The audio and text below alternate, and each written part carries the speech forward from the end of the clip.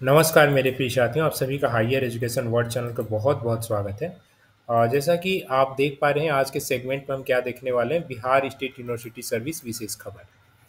आप सभी अवगत हैं कि बिहार में जो अभी असिस्टेंट प्रोफेसर की नियुक्ति प्रक्रिया ली जा रही है, वो Bihar state university service commission के द्वारा ही ली जा रही है। तो जैसा कि इसके वेबसाइट में हम आ चुके हैं और लेटेस्ट अपडेट की हम बात करें तो आप सभी अवगत होंगे कि हिंदी विषय का रिजल्ट प्रकाशित किया जा चुका है।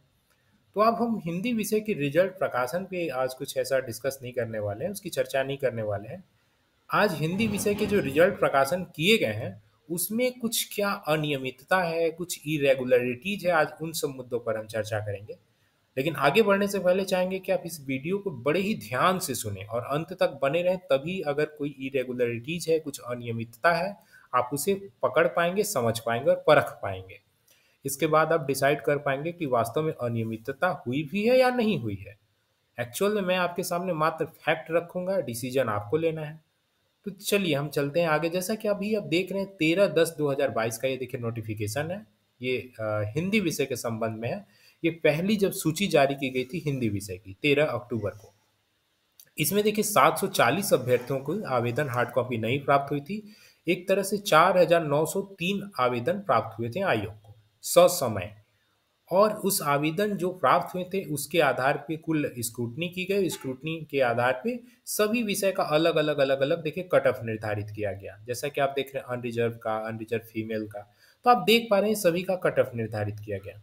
यहाँ पर एक कैटेगरी का आप कट ऑफ नहीं देखेंगे। वो कैटेगरी कौन है? Multiple disability. ये देखिए एमडी जो आप देख रहे हैं, इसमें भी एक सीटें थी जिसका कट ऑफ निर्धारित नहीं किया गया है। एक चीज मैं सबसे पहले आपको स्पष्ट कर दूं, ये जो स्पेशल फाइव कैटेगरी आपको नजर आ रही है किनारे से, इसमें एक होता है फ्रीडम फाइटर, एक होता है वी आई विजुअली इम्पेयर्ड, एक डीफ एंड डम्ब यानी गूंगा और बहरा, और एक ऑर्थोपेडिकली हैंडीकैप यानी चलन दिव्यांगता, एक एमडी होता है मेंटल डिसऑर्डर का या मल्टीपल डिसेबिलिटी से कह लीजिए।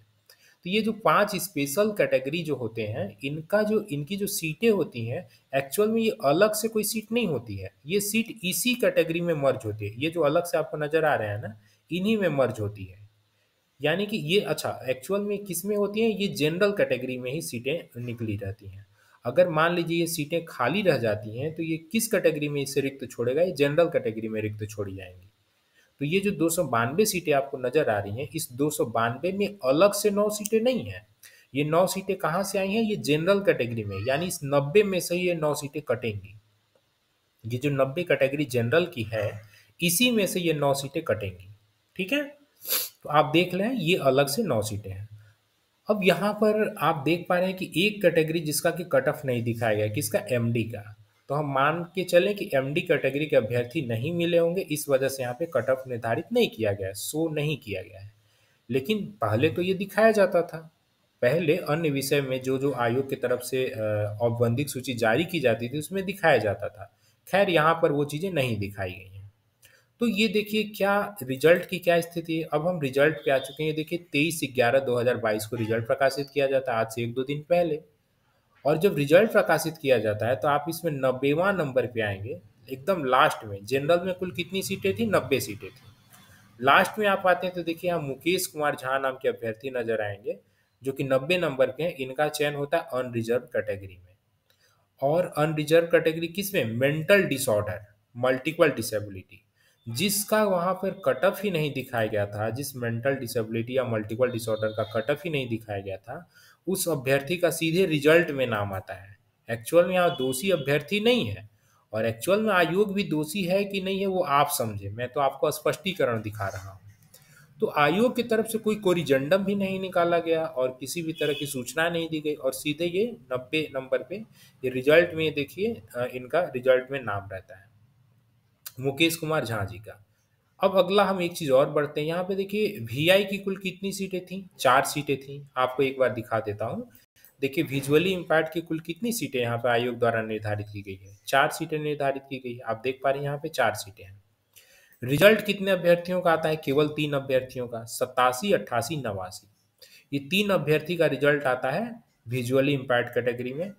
एक सीटें यहाँ पे रिक्त रह जा रही हैं, यानी कि एक अभ्यर्थी नहीं मिला होगा। इसी तरह आप आगे बढ़ेंगे तो यहाँ पे देखिए ऑर्थोपेडिकली हैंडी डिसेबिलिटी, जिसमें कि केवल एक सीटें थी, एक अभ्यर्थी यहाँ पे मिल चुका है। एक अन्य कैटेगरी में आते हैं, ये कौन सी, फ्रीडम फाइटर कैटेगरी। यहाँ पे देखिए एक ही अभ्यर्थी मिला हुआ है जो कि 85वें नंबर पे है। इसके अलावा आपको फ्रीडम फाइटर का कोई अभ्यर्थी नहीं नजर आएगा। ये 85वें नंबर पे है और इसमें भी देखिए 2 सीटें थी। आप देखेंगे फ्रीडम फाइटर में कितनी सीटें, देखिए यहाँ पे एफ एफ फ्रीडम फाइटर, और नीचे आएंगे तो ये देखिए 2 सीटें नजर आ रही हैं। लेकिन अभ्यर्थी कितना मिला है, एक अभ्यर्थी मिला है। ठीक है, ये देखिए 86वें नंबर का, सॉरी 86 85वें नंबर का अभ्यर्थी देखिए फ्रीडम फाइटर है। यानी एक सीट कहाँ से खाली हुई, फ्रीडम फाइटर से खाली हुई। एक सीट कहाँ से खाली हुई, विजुअली इम्पैर्ड से खाली हुई। यानी 2 सीट आपको खाली नजर आई। ठीक है, और हम ऊपर बढ़ते हैं, देखिए तो ये अनरिजर्व डीडी डिफ एंड डम, उसमें भी चूंकि एक सीटें थी तो एक सीटें यहाँ पे उससे भर दी गई। तो यहाँ पे जो स्पेशल आपको 9 सीटें नजर आ रही थी, 2 4 4 2 6 और यहाँ पे 1 1 1 3, यानी टोटल 9 सीटें अलग से नजर आ रही हैं। जैसा कि मैंने पहले ही बताया कि ये अलग से सीटें नहीं रहती हैं। अगर आप ये सभी काउंट करेंगे, जनरल की सीटें, ईबीसी की सीटें, बीसी की सीटें, एससी की, एसटी की, सभी अगर काउंट करेंगे ना तो ये टोटल संख्या 292 आएगा।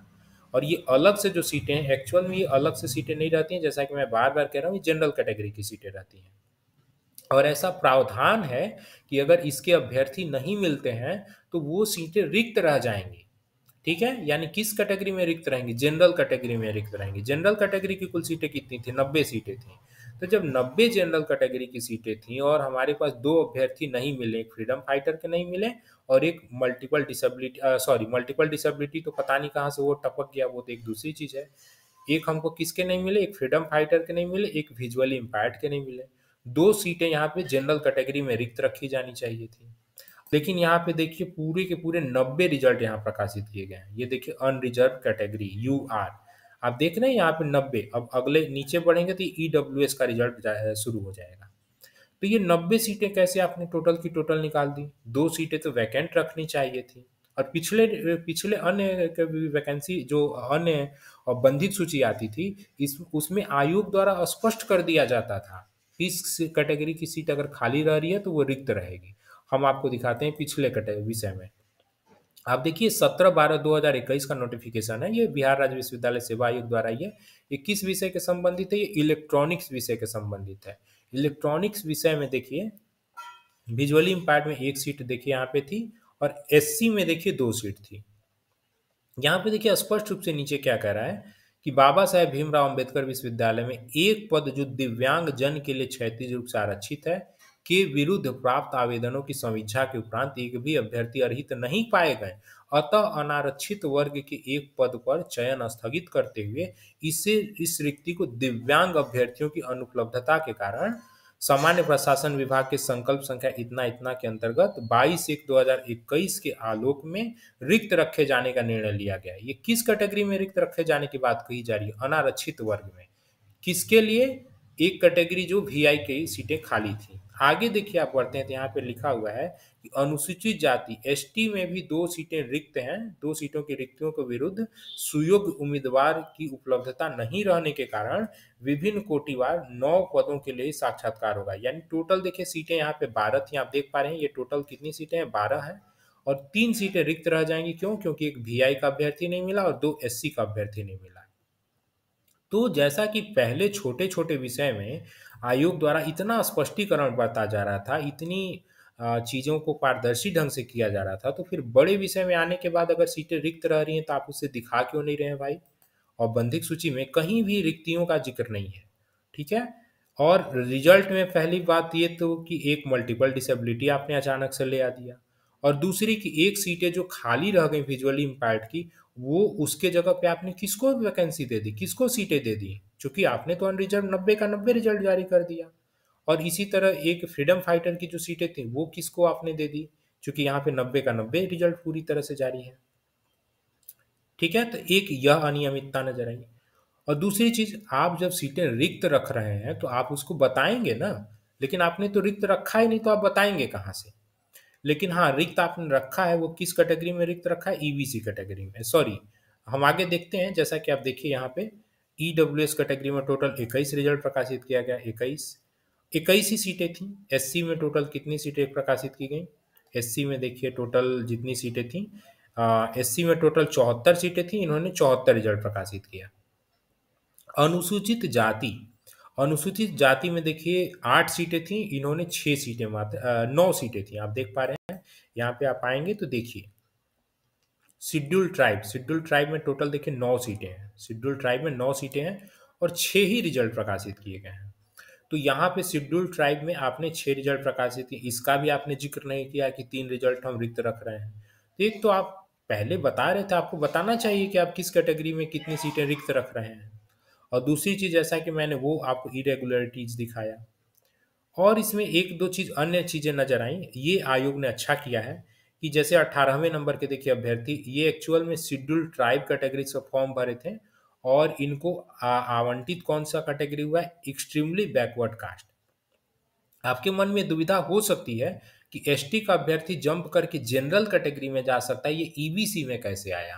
तो एक्चुअल में हुआ क्या है कि एक कंफ्यूजन हो गई थी बिहार सेंट्रल गवर्नमेंट की तरफ से।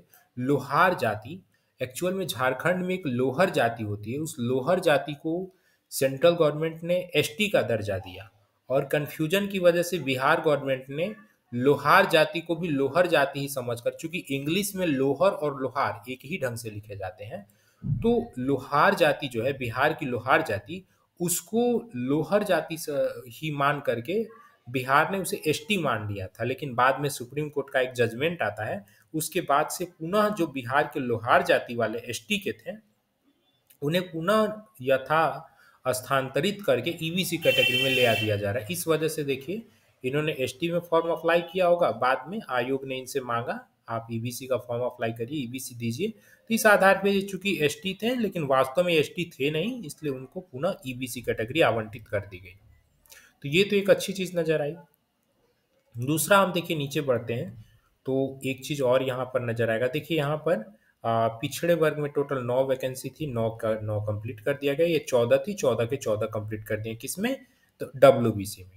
तो टोटल की टोटल वैकेंसी आपने देखी, जैसा कि यहाँ पे पहली इरेगुलरिटी जैसा कि मैंने बताया मल्टीपल डिसेबिलिटी वाली थोड़ी नजर आई, कि आपने कैसे मल्टीपल डिसेबिलिटी सीधे रिजल्ट में ला दिया। दूसरी इरेगुलरिटीज नजर आई कि जब सीटें वैकेंट होनी चाहिए तो आपने उस सीट को कैसे फुलफिल कर दिया, यानी फिर आपने एक तरह से एक्स्ट्रा रिजल्ट कहा जाएगा निकाला है दो। कैसे दो, एक वीआई का और एक फ्रीडम फाइटर का, जिसकी सीटें रिक्त रहनी चाहिए आपने उसके जगह पे किसी अन्य अभ्यर्थी को दे दिया है। तो वो क्यों दिया, क्या दिया, अब इस पर तो आयोग को मुझे उम्मीद है कि एक स्पष्टीकरण देना चाहिए कि कैसे आयोग ने ये इरेगुलरिटीज की। और भी बहुत सारी इरेगुलरिटीज हो सकता है, लेकिन मुझे नहीं लग रहा है कि ऐसी कोई अन्य इरेगुलरिटीज नजर आई। वैसे अगर आपको कोई ऐसी दुविधा हो या कुछ कुछ भी आपको नजर आ रही है तो कमेंट सेक्शन में जरूर लिखिएगा। एक चीज और यहाँ पे कहना है कि अनरिजर्व कैटेगरी में बहुत सारे ऐसे ईबीसी कैटेगरी के, बीसी कैटेगरी के और अन्य अन्य रिजर्व कैटेगरी के अभ्यर्थी जंप करके आए हैं। तो जी हाँ, जिनका एपीआई स्कोर अधिक होगा और जो कटअप में अच्छा स्कोर करेंगे वो तो अनारक्षित वर्ग में जंप करेंगे ही। इस वजह से 90 में लगभग 38 या 40 अभ्यर्थियों ने जंप किया है, या फिर 35 अभ्यर्थियों ने जंप किया है। तो बिल्कुल जिनका कट ऑफ अच्छा रहेगा, स्कोर अच्छा रहेगा, वो तो इसमें आएंगे ही आएंगे। तो यही सब दुविधा थी, मुझे लगा कि इस पर आपको स्पष्टीकरण देना चाहिए मुझे। अन्य आपको क्या चीज़ें इसमें इरेगुलरिटीज वाली लगती हैं, या फिर मैंने अगर जो कहा है वो आपको भी ऐसा नज़र आ रहा है, तो आप इस वीडियो को ज़रूर लाइक करें और जो भी चीज़ आपको कहनी है कमेंट में ज़रूर कहें। थैंक यू सो मच, आप इस चैनल पर अंत तक बने रहें। बहुत बहुत धन्यवाद।